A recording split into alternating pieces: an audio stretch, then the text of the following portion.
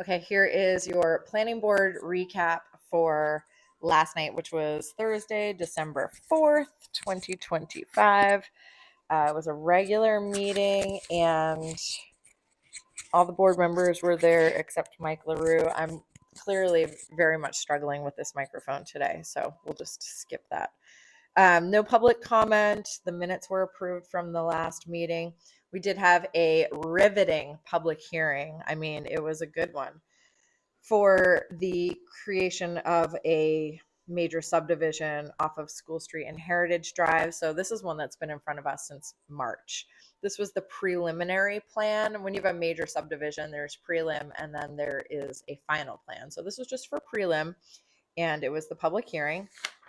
Let's go to the notes, shall we? We actually did have quite a few people come up and ask questions, including an attorney for one of the abutters. The attorney had a lot of questions about some of the waivers that were requested, permits, needed a lot of clarification on a cluster subdivision and where we were in the process with that. Then we had some of the abutters come up and ask questions about the plan changing so much, and plans do change. That's why we have sketch, preliminary, and final. The plan is supposed to change throughout the process. Some more questions about the waivers for the road slope, questions about the DOT permit that we had talked about the last time this was in front of us. So they have applied for the DOT permit. They were rejected. They have reapplied. They were rejected. They appealed it. That was rejected again.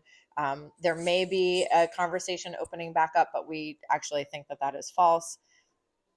A question about the aquifer and water concerns. I thought that was a good question.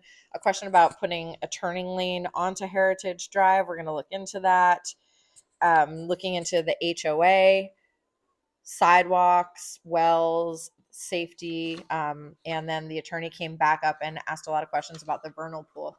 I think that a lot of these questions were already answered actually in the last meeting where these folks were in front of us. Unfortunately, not everybody watched that meeting, but so that was the public hearing. We closed that, and then in old business, this application came back up. And Mike from Attar, I think it was, right?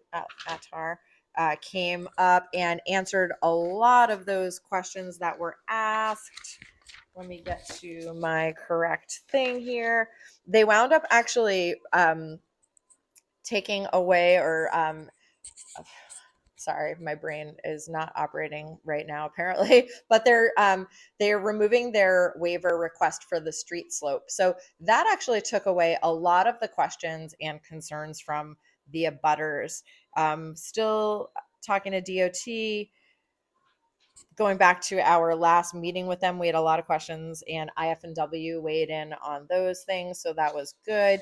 We asked them to include a sidewalk in the plan that mimics what's already on Heritage. So they're going to do that. I thought that was a great win for the town.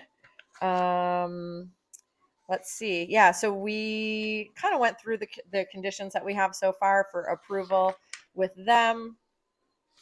And we asked them to amend their preliminary plan and come back to us. And so we're going to see them again, I think on January 15th. That'll be great. And then after that, we had the final plan for a major subdivision. And this is for the apartment building multifamily that is going to be on the corner of Knox Lane and Pine Hill Road.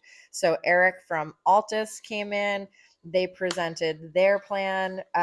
We talked a lot about the surety bond and the cost estimate because our third-party engineer had a much different cost estimate than they did. And we wound up meeting in the middle with that with a $500,000 cost estimate. And so their surety bond of 6% is going to be based off of that number. We thought that that was very fair. What else?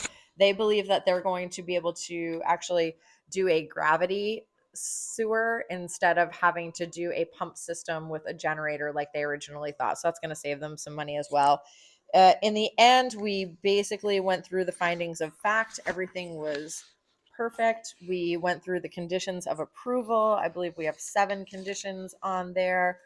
You can watch the actual video and hear each of the conditions. But in the end, we approved that for their final plan. Then we had a conditional use application for adult use cannabis manufacturing. And so this is out on Portland Ave. And this is a place that does, right now they do cultivation, and they want to change their cultivation over to manufacturing, and really they're just creating elixirs. It's actually going to be less of an impact than the manufacturing that they have, or than the grow that they have right now. So this will actually eliminate the cultivation use from their whatever, from their permit that they have right now, and change over to manufacturing. We talked a lot about that. We waived the site walk for that because we didn't feel that it was necessary. We're going to be having the public hearing for that on January 15th, and they'll be back in front of us. The application was found complete. It was a pretty easy cut and dry thing. And there was no second public comment. There was no new business. And then I got to talk about pickleball, which, I love. And that was it. So that was a 2-hour meeting condensed down to 6 minutes for you.